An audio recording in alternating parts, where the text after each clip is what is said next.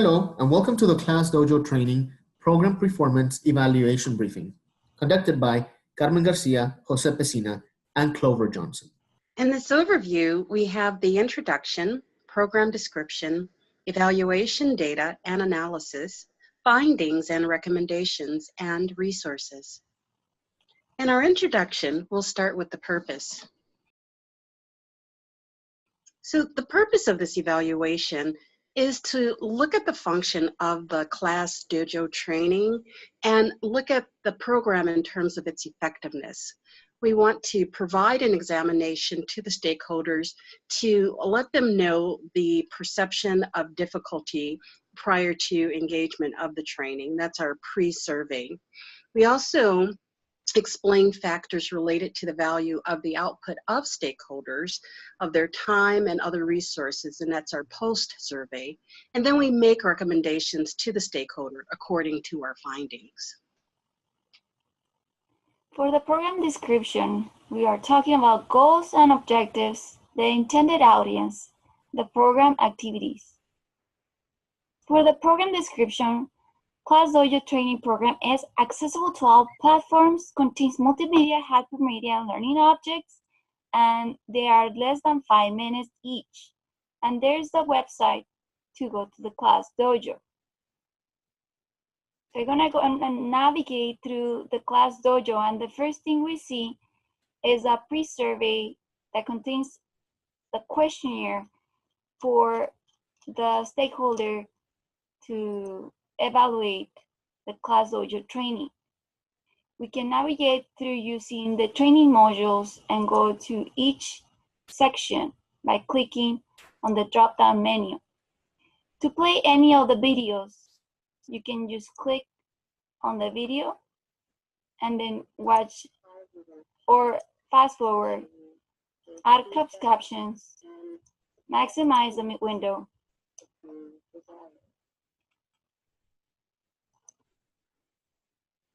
Then we have the app download section where you can download the app for the iPhone or iPad or the Android. Then we have the post survey to evaluate the Class Dojo training program.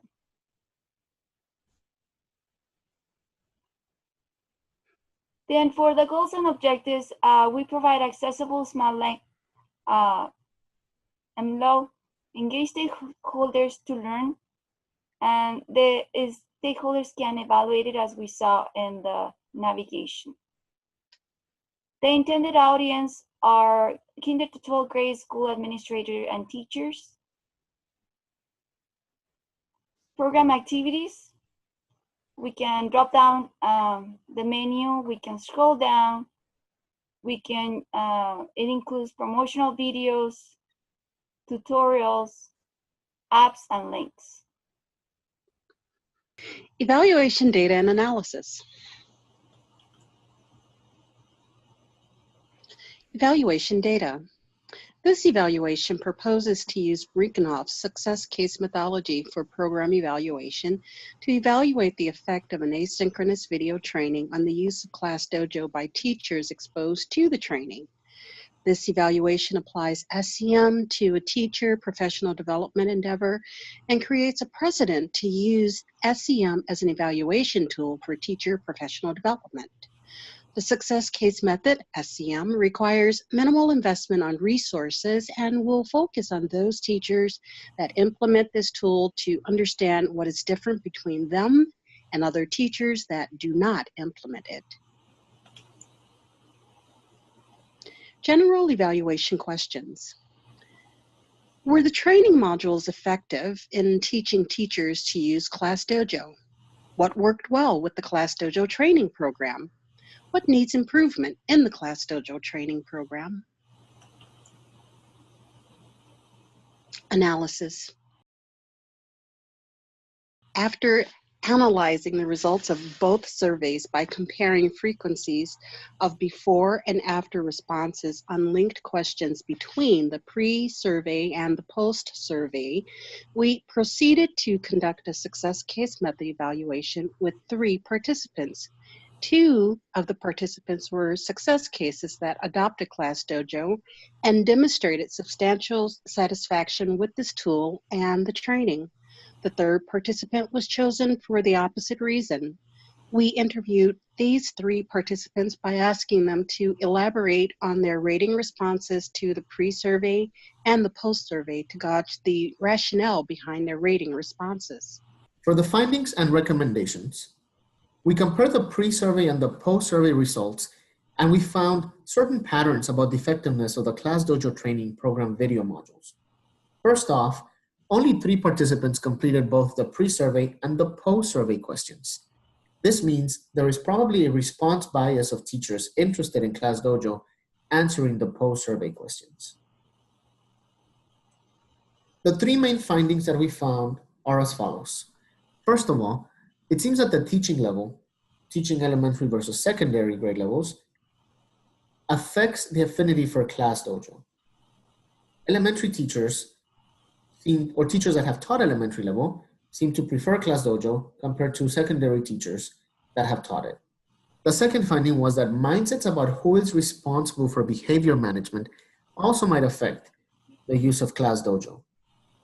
So in our success case method study, we realized that the teachers made comments about teachers being responsible to help students learn to self-manage their behavior, while one teacher made the comment that students at the high school level should be expected to manage their own behavior by that time and should not need an app like ClassDojo. And finally, there seems to be an association between gender and preference for ClassDojo, with female teachers finding ClassDojo much more enticing than male teachers. So the recommendations that arose from these findings are as follows. First, we recommend to change the survey questions to ensure that we do not deter any teachers from answering the post-survey question. We also recommend a different type of training. In particular, creating training videos targeted at the use of ClassDojo for secondary and post-secondary teachers, as we believe this may increase the effectiveness of the training videos and may get more teachers of those levels of teaching to come back and answer the post-survey questions. Another recommendation is that teacher training on mindsets about classroom behavior management may also be relevant. And finally, that there could be an association between gender and communication app preference that should be investigated. And in our appendix, you can see the comparison of the pre-survey and post-survey questions.